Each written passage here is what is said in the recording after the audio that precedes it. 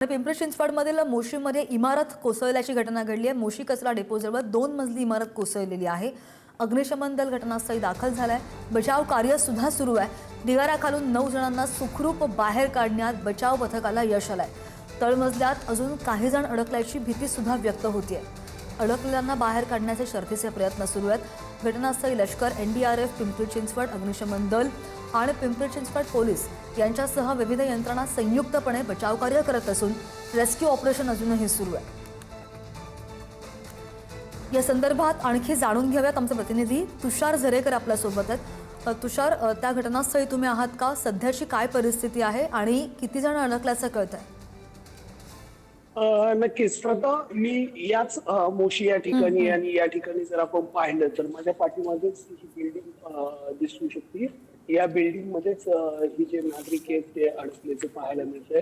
हे जे नागरिक होते हे या ठिकाणी हा जो वेस्ट एनर्जी प्रकल्प आहे पिंपरी चिंचवड महानगरपालिकेचा, या प्रकल्पावरती काम करत होते आणि हा जो संपूर्ण जो डोंगर दिसतोय तो संपूर्ण जो डोंगर आहे तो कचऱ्याचा ढिगारा आहे, कचऱ्याचा डोंगर आहे आणि या कचऱ्याच्या डोंगरावरती जर आपण पाहिलं तर पाण्याचा माऱ्याने जो डोंगर आहे तो अलीकडे सरकला असं एकंदरीत बोललं जातंय आणि त्यातून ही जी बिल्डिंग आहे ती खचली गेली असल्याचं बोललं जातंय। यात सर्वात महत्वाचं म्हणजे आतापर्यंत 9 जणांना सुखरूप बाहेर काढण्यात आलंय। तर यातील काही जण ते त्यांना ते स्वतःहून बाहेर आले होते आणि आता काही जणांचा संपर्क होताना एकंदरीत दिसत नाहीये आणि त्यामुळे एनडीआरएफ असेल, परत अग्निशमन दल असेल, पिंपरी चिंचवड महानगरपालिकेचे मिलिटरी असतील, हे सर्वजण शर्थीचे प्रयत्न एकंदरीत करताना पाहायला मिळतात।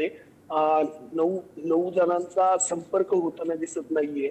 त्या 9 जणांना वाचवण्यासाठी ही खरं तर हे प्रयत्न आता या सर्व टीमचे होताना दिसतात।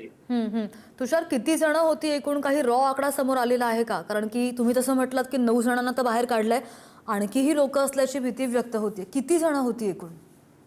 साधारण 18 ते 20च्या दरम्यान लोक असण्याची दाट शक्यता आहे। आतापर्यंत जी माहिती येते त्यामध्ये 9 जण बाहेर काढलेले आहेत, तर 9 जणांचा संपर्क होत नाहीये अशी माहिती खरं तर मिळताना पाहायला मिळते। म्हणजे ते धरून जर आपण पाहिलं तर 18 लोक असण्याची दाट शक्यता आहे आणि त्यामुळेच हे जे बचाव कार्य आहे ते आता पूर्णपणे सुरू आहे।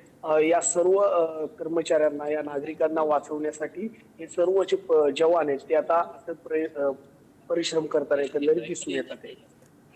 प्रशासनाकडून कोणी आढावा घेण्यासाठी आलेला आहे का किंवा लोकप्रतिनिधी कोणी तिथे भेट देण्यासाठी आलेले आहेत का? नक्कीच आतापर्यंत जर आपण पाहिलं तर या विभागाचे जे विद्यमान आमदार आहेत ते असतील, त्यानंतर पिंपरी चिंचवड मधील महापौर, त्यानंतर जे मंत्री आहेत गिरीश महाजन या विभागाचे, गिरीश महाजनही खरं तर या ठिकाणी रात्री पोहोचले होते। त्यांनीही या संपूर्ण परिस्थितीचा आढावा घेतला।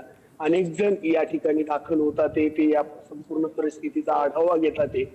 मात्र हे जे प्रयत्न आहेत ते कुठेतरी असफल होताना दिसतात, कारण या संपूर्ण ठिकाणी जो कचऱ्याचा ढिगारा आहे तो अलगदपणे बाजूला काढावा लागतोय आणि त्यानंतरच या बिल्डिंग मध्ये गुंतलेले जे लोक आहेत त्यांना बाहेर काढण्यासाठी प्रयत्न करावे लागतात। कारण जर वेगळे काही प्रयत्न केले किंवा इतर काही एक जर चूक झाली तर एखाद्याचा जीव त्यामध्ये जाऊ शकतो। त्यामुळे बारीक सारीक सर्व गोष्टींचा विचार करून यामध्ये प्रयत्न केले जातात। अगदी, मात्र ही इमारत सुद्धा का कोसळली असा पाठपुरावा होणं गरजेचं आहे, कारण की जीव जाण्याची भीती सुद्धा बरीच व्यक्त होतीये। तुषार, धन्यवाद दिलेल्या सगळ्या सविस्तर अपडेटसाठी। ताजी माहिती घेत राहू।